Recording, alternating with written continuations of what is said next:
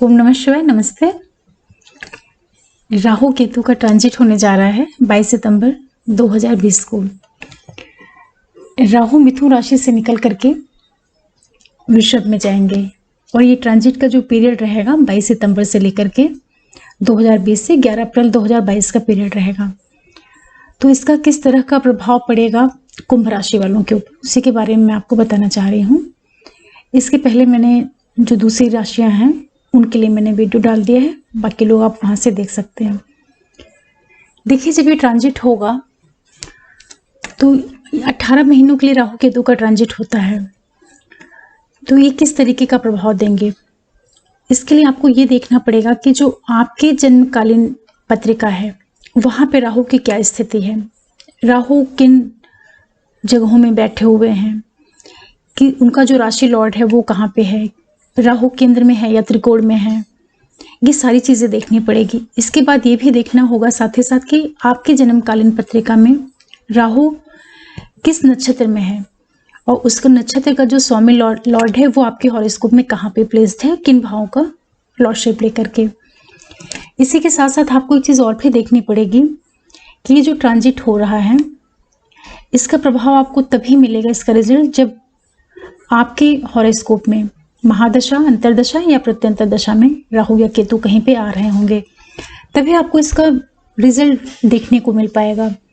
Otherwise जो ये transit है ये मुश्किल से 10 से 15%, 20% रिजल्ट देता है नॉर्मल तौर पे, और इसलिए कोई भी फाइनल रिजल्ट निकालने के पहले आपको अपनी हॉरोस्कोप जरूर चेक करवानी चाहिए।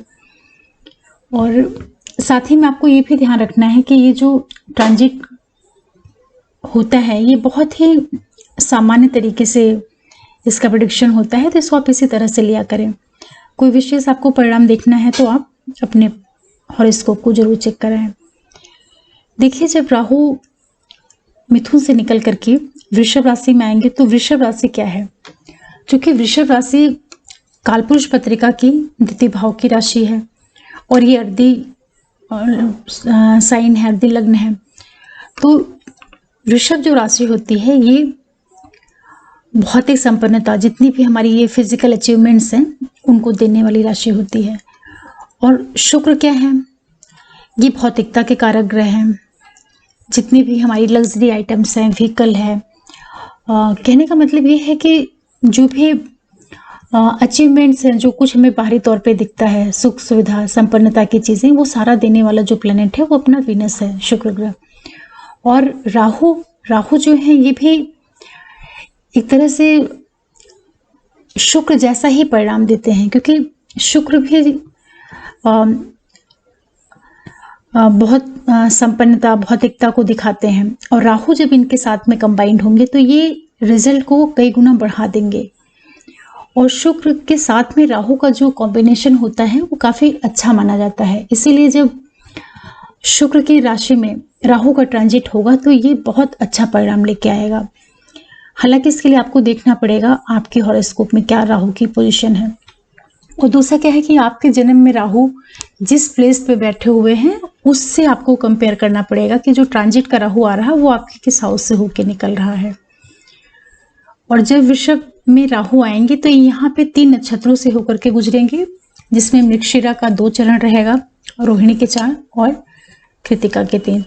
चूंकि राहु का जो मूवमेंट होता है वो हमेशा रेट्रो होता है, तो जब ये वृषभ में आएंगे तो इनका जो मूव करने का डायरेक्शन रहेगा वो मृगशिरा से शुरू होगा। तो जब ये मृगशिरा में आएंगे तो ये आपके मंगल को एक्टिवेट कर देंगे, जो आपके हॉरोस्कोप में मंगल के 2 राशियां हैं उन भावों को ये एक्टिवेट कर देंगे। तो वो दोनों भाव जहाँ पे दोनों राशियां बैठी हैं प्लस जो आपका मंगल जिस जगह पे प्लेस्ड है, तो 3 जगहों को ये एक्टिवेट करेंगे। तो कुंभ राशि जो होती है यहाँ पर आपके लिए मंगल एक तो 10th हाउस का लॉर्ड बनता है और 3rd हाउस का लॉर्ड।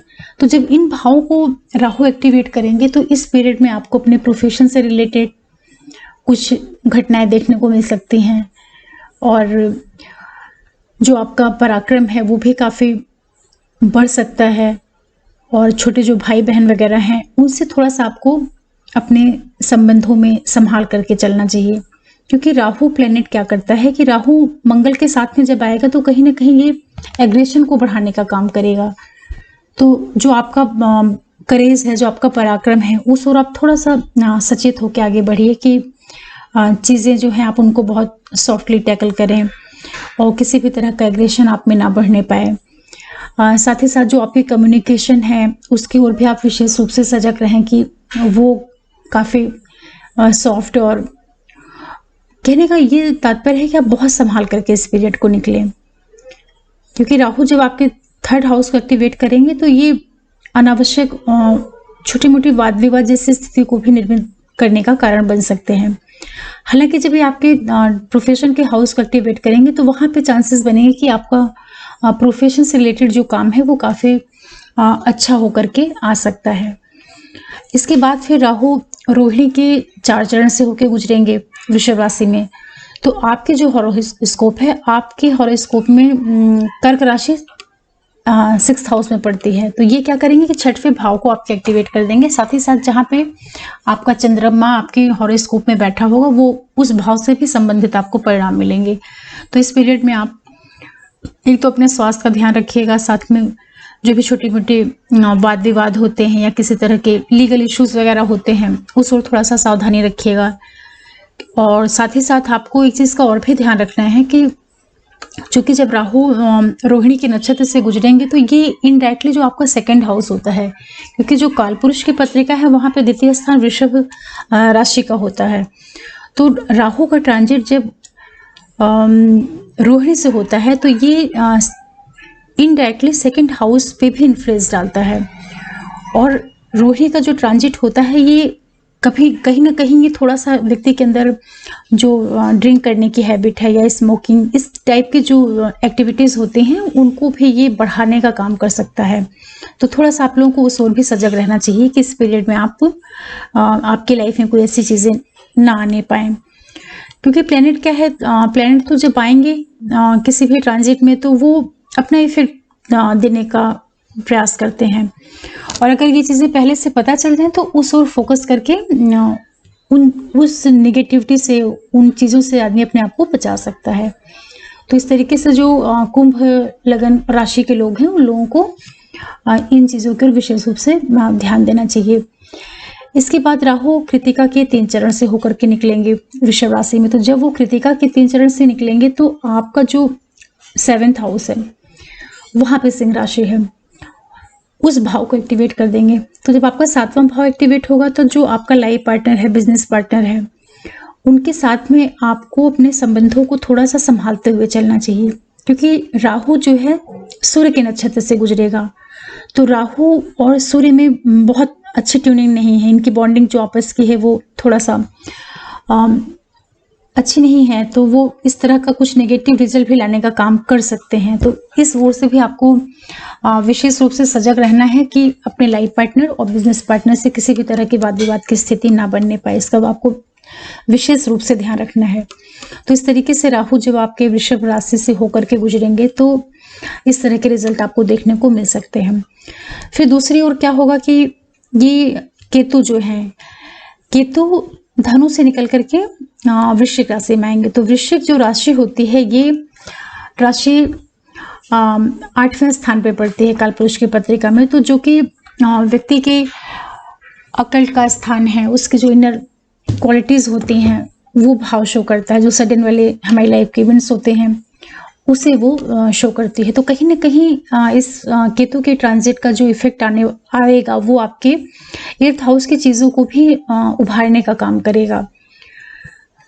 ये जो केतु रहेंगे ये जो वृश्चिक राशि है उसकी जितनी चीज़ें हैं 8th हाउस से रिलेटेड वो सारी की सारी चीज़ें इस पीरियड में आपके अंदर डेवलप हो सकती हैं। और केतु जो ग्रह है वो मोक्ष का कारक ग्रह होता है। तो ये आपके अंदर आध्यात्मिक प्रवृत्ति, धार्मिक चीज़ों में आपका रुझान बढ़ना, किसी तरह के रिसर्च जैसी चीज़ों में आपका इन्वॉल्व हो जाना, या अचानक से कोई इवेंट आपकी लाइफ में आ जाए। साथ ही भी हो सकता है कि कोई पैतृक संपत्ति या कोई जो चीज़ें बिल्कुल आपने सोची नहीं हो उस तरह के कोई इवेंट्स आपकी लाइफ में हो सकते हैं। और इसी के साथ में केतु जब वृश्चिक से निकलेंगे तो ये 3 नक्षत्रों से होकर के गुजरेंगे, जिनमें इनका पहला नक्षत्र रहेगा ज्येष्ठा। ज्येष्ठा के ये 4 चरणों से होकर गुजरेंगे। तो जो आपके हॉरोस्कोप में मिथुन राशि है और कन्या, उन दोनों राशियां जहां पे बैठी हैं उस भाव को एक्टिवेट करेंगे, और साथ में बुध प्लेनेट आपका जन्मकालीन पत्रिका में जिस हाउस में बैठा हुआ है उस भाव को भी ये एक्टिवेट करने का काम करेंगे। तो कुंभ में जो बुध की राशियां आती हैं वो एक तो पंचम में आता है और अष्टम में आती हैं।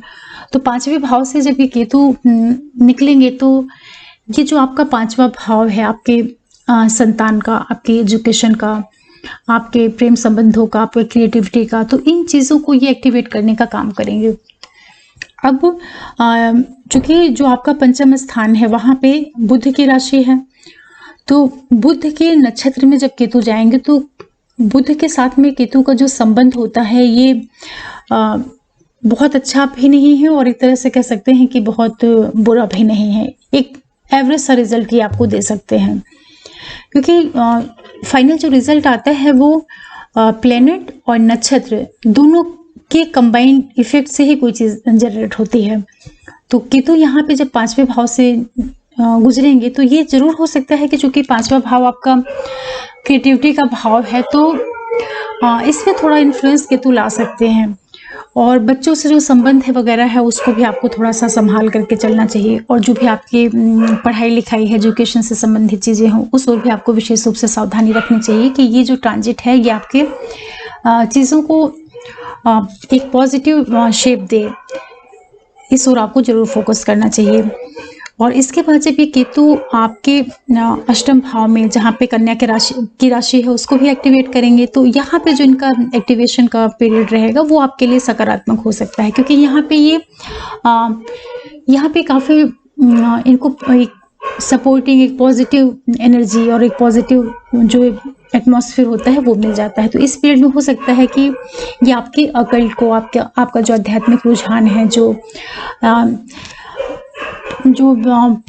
परा विद्याएं हैं उस तरफ भी आपके अंदर एक इंटरेस्ट डेवलप हो सकता है। तो इस तरह की चीज़ें भी आपकी लाइफ में होने के चांसेस बनेंगे। इसी के बाद जब केतु अनुराधा के 4 चरणों से होकर गुजरेंगे तो ये आपके हॉरोस्कोप में जहाँ पे आपके मकर और कुंभ राशि है, मतलब कि जो आपका द्वादश भाव है और लग्न, इन दोनों भाव को ये एक्टिवेट करेंगे। साथ में आपके हॉरोस्कोप में जहाँ पे सैटर्न प्लेस्ड होंगे उस भाव को भी ये एक्टिवेट कर देंगे। तो इन 3 भावों का जो रिजल्ट है वो आपकी लाइफ में निकल के आएगा। तो लग्न को जब ये एक्टिवेट करेंगे तो केतु प्लेनेट है ये और आपके लगन को एक्टिवेट कर रहा है, और सैटर्न के नक्षत्र से होके ये गुजर रहे हैं। तो यहाँ पर भी जो परिणाम आपको देखने को मिलेगा, क्योंकि शनि और केतु का जो कॉम्बिनेशन है, शनि कर्म के कारक ग्रह हैं और केतु जो है आध्यात्म के और तरीके से डिटैचमेंट का कारक प्लेनेट होता है, मोक्ष का।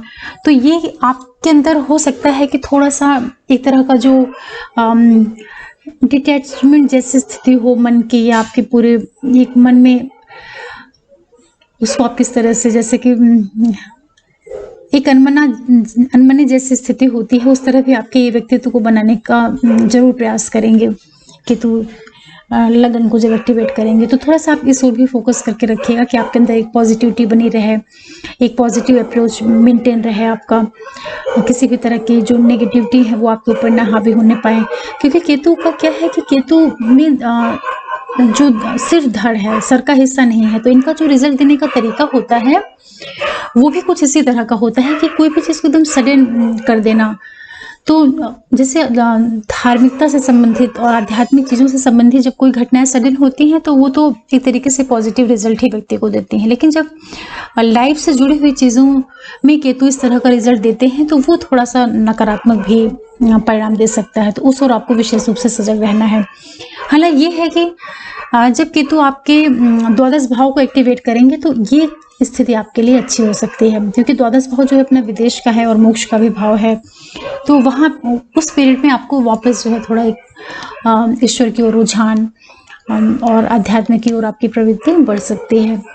इस तरीके से केतु का जो ये ट्रांजिट रहेगा कुंभ वालों के लिए। अनुराधा के 4 चरणों से इस तरह से परिणाम देने वाले हैं। फिर जब ये विशाखा के 1 चरण से होकर के गुजरेंगे केतु, तो ये आपके हाउस में जो आपका गुरु की राशियां हैं उनको एक्टिवेट करेंगे, साथ ही गुरु जहाँ पे बैठे हुए हैं उन भावों को एक्टिवेट कर देंगे। तो आपके हॉरोस्कोप में एक तो 2nd स्थान और जो आपका 11th हाउस है, ये दोनों गुरु की राशियां हैं।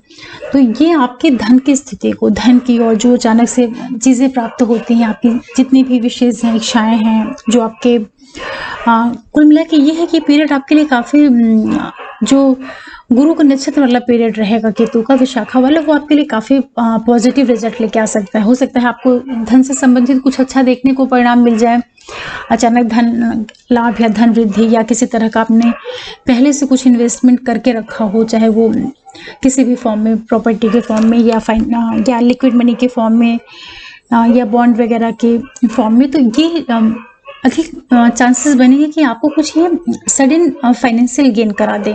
केतु का जो ये लास्ट वाला रहेगा पीरियड, ये आपको इस तरह के परिणाम दे सकता है।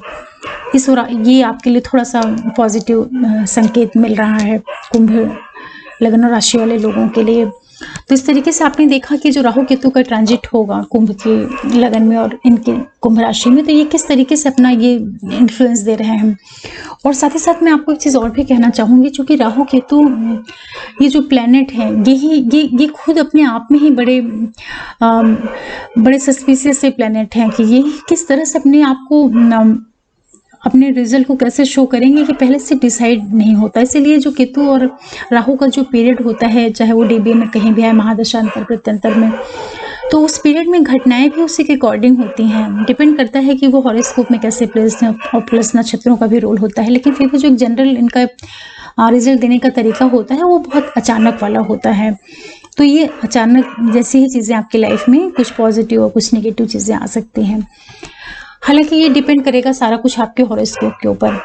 अब इसी के साथ मैं एक चीज़ और भी आपको बताना चाहूँगी कि ये जिन जिन नक्षत्रों से होकर गुजरेंगे, तो जो काल पुरुष के जो हाउसेज हैं 12 के 12 हैं, तो जो जैसे जो प्लैनेट्स हैं, मंगल हैं, सूर्य हैं, चंद्रमा है, शनि, गुरु और बुध, जिन नक्षत्रों से होकर राहु केतु का ट्रांजिट होगा, तो ये काल पुरुष के जो वो नेचुरल हाउसेज हैं और जिन जिन भावों के ये सिग्निफिकेटिव हैं ये संबंधित ग्रह, तो उन भावों से संबंधित परिणाम भी आपको देखने को मिल सकता है, जो कि जिसके बारे में मुझसे लोग नहीं इमेजिन किए होते हैं।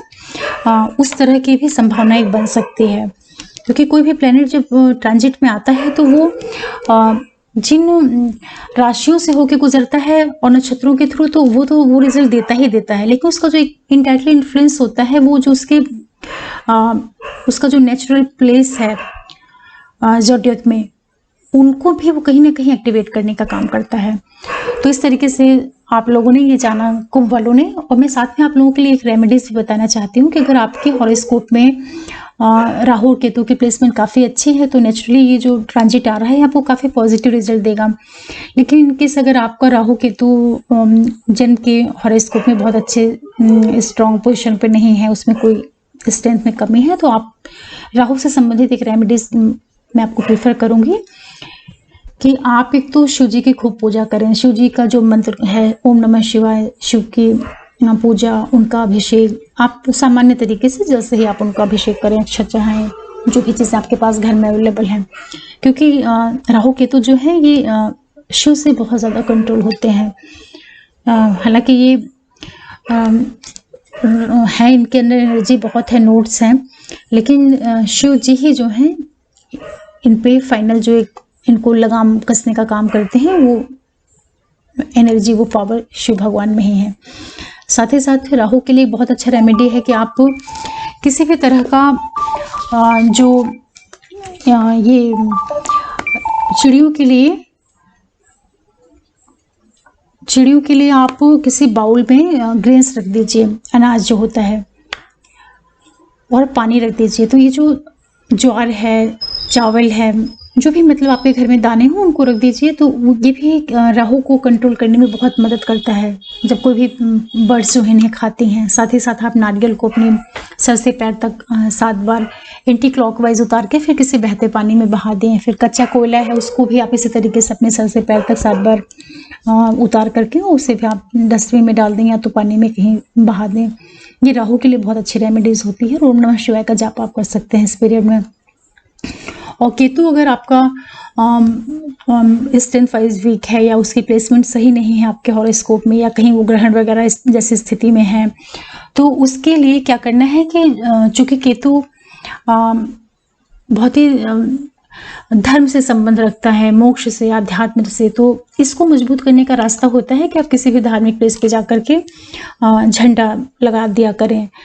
गिरवे कलर का झंडा, रेड कलर का झंडा, या मल्टी कलर भी आप कह सकते हैं, क्योंकि केतु का जो कलर होता है वो थोड़ा सा इसी तरह का होता है, मल्टी कलर और गिरवा कलर इस टाइप का। तो जितना आपसे संभव हो सके आप महीने में 1 बार, 2 बार, 3 बार जैसे आपकी सामर्थ्य है उस तरीके से आप जाके मंदिर में झंडा लगा दे सकते हैं। और साथ ही साथ जितना ज़्यादा आप इस पीरियड में धार्मिक एक्टिविटीज़ में इन्वॉल्व हों, कहने का मतलब ये है कि कोई भी प्लेनेट हो, स्पेशली राहु केतु जैसे जो एक तरीके से बहुत ही मेलेफिक प्लैनेट्स होते हैं, तो अगर ये अपना नेगेटिव रिजल्ट देने की कोशिश करें या नेगेटिव इन्फ्लुएंस आपकी लाइफ के ऊपर डालने का प्रयास करें, तो इसका सबसे अच्छा इसकी जो सबसे अच्छी कार्ड होती है कि आप अपने आप को इतना पॉजिटिव बना लीजिए कि इनका जो नेगेटिव इफेक्ट आपके ऊपर आने वाला है उसको आप एटलीस्ट मेंटल लेवल पे आप उसको फेस कर पाएं। ये जो रेमेडीज होती हैं इनका जो रीज़न होता है रेमेडीज़ का, वो इंडायरेक्टली यही होता है कि आप साइकोलॉजिकली अपने आप को इतना ज़्यादा स्ट्रॉन्ग कर लें कि किसी भी प्लैनेट का जो ट्रांजिट का एक रिजल्ट आने वाला है, चाहे वो पॉजिटिव हो या नेगेटिव है। पॉजिटिव आता है तो फिर तो कोई बात ही नहीं है, इनकेस नेगेटिव आता है तो आप मेंटल लेवल पे अपने आप को इतना स्ट्रॉन्ग बना लें कि सारी प्रॉब्लम्स को आप फेस कर सकें। और होता भी यही है कि कोई भी ट्रांजिट आए, आप उससे कितना भी होप लगा के बैठें, लेकिन हर ट्रांजिट में कुछ अच्छी चीज़ें भी होती हैं और कुछ नेगेटिव चीज़ें भी होती हैं, क्योंकि जो अदर प्लैनेट्स बैठे होते हैं उनका भी प्रभाव पड़ता है। ऐसा नहीं है कि जो ट्रांजिट में एक प्लैनेट जा रहा है वही पूरा का पूरा आपको परिणाम कंट्रोल कर ले या वही पूरा गवर्न करेगा। ये भी तो डिपेंड करेगा ना कि जो अदर प्लैनेट्स हैं वो ट्रांजिट में किस जगहों से होके जा रहे हैं, और आपकी जो महादशा है वो अगर योग कारक ग्रहों की महादशा है, योग कारक भाव में बैठे हुए हैं, तो वो मेन तो होल्ड उसका ही रहेगा। और इसी के साथ जो है ये भी कि सभी का मिला करके कंबाइंड इफेक्ट आता है किसी भी ट्रांजिट में, इसलिए अष्टक वर्ग को देखना बहुत ज़रूरी होता है। बिना अष्टक वर्ग को देखे केवल एक प्लैनेट के ट्रांजिट के आधार पे आप कभी भी बहुत ज़्यादा होप या निराशा इस तरह का कुछ भी मत लाइएगा। एक कंप्लीट अपनी हॉरोस्कोप को चेक करिए, किसी अच्छे एस्ट्रोलॉजर से चेक कराइए, और जो मैंने आपको रेमेडीज़ बताई हैं उस ज़रूर फोकस करिए, उससे आपको काफ़ी अच्छा परिणाम मिलेगा। तो आशा करती हूँ कि इस ट्रांजिट से, राहु केतु का जो ट्रांजिट हो रहा 18 महीनों के लिए, 22 सितंबर 20 से लेकर के अप्रैल 22 तक का पीरियड रहेगा, इसको आप अपने लिए मैक्सिमम पॉजिटिव ढंग से इसका यूज़ करें जितना ज़्यादा हो सके, और अपने आप को पहले से ही एनर्जी से भरपूर रखें और मेंटली अपने आप को बहुत ज़्यादा साउंड रखें, क्योंकि फाइनली जो लाइफ है वो बहुत ही मल्टी डायरेक्शन से रिजल्ट लेके आती है। ये कोई ये वन डायरेक्शन में चलने वाली चीज़ें नहीं हैं कि कोई आप बिल्कुल फिक्स पैटर्न है वैसे ही आपकी लाइफ मूव करेगी। उसमें बहुत से डाउन्स आते रहेंगे, बहुत से हर्डल्स आएंगे, बहुत से सपोर्ट भी मिलेंगे। तो हर चीज़ों को देखते हुए और एक बहुत अच्छे से अपने आप को मैनेज करते हुए आपको आगे बढ़ना चाहिए। और इसी के साथ मैं आप लोगों से रिक्वेस्ट करूँगी कि अगर आप लोग मेरा कि चैनल पहली बार देख रहे हैं तो प्लीज़ आप इस चैनल को सब्सक्राइब करें, लाइक करें, शेयर करें और बेल आइकन को ज़रूर प्रेस करके रखें, जिससे कोई भी मैं नया वीडियो अपलोड करूं तो आप लोगों तक नोटिफिकेशन पहुंचे। क्योंकि एस्ट्रोलॉजी जो है वो जितना अधिक लोगों के पास पहुंचे उतना ही अच्छा रहता है, क्योंकि ईश्वर का ज्ञान है तो ये इससे सभी का हित होता है। कोई ज्ञान है वो एक व्यक्ति तक सीमित रहे, ये ठीक चीज़ नहीं होती है। इसलिए मैं आप लोगों से रिक्वेस्ट करूंगी कि आप मैक्सिमम अपने फ्रेंड सर्कल में या जहां तक पॉसिबल हो लोगों तक मेरे चैनल को पहुंचाएं। और मेरी जर्नी में आप लोगों का बहुत बड़ा इनडायरेक्ट सपोर्ट है, डायरेक्ट सपोर्ट है, क्योंकि सक्सेस एक व्यक्ति की नहीं होती है, वो तो एक कंबाइंड लोगों का सपोर्ट होता है, तभी चीज़ें आगे बढ़ती हैं। और मैं आप लोगों के लिए फिर आगे किसी विषय पे कुछ लेके आऊँगी। ओम नमः शिवाय, नमस्ते।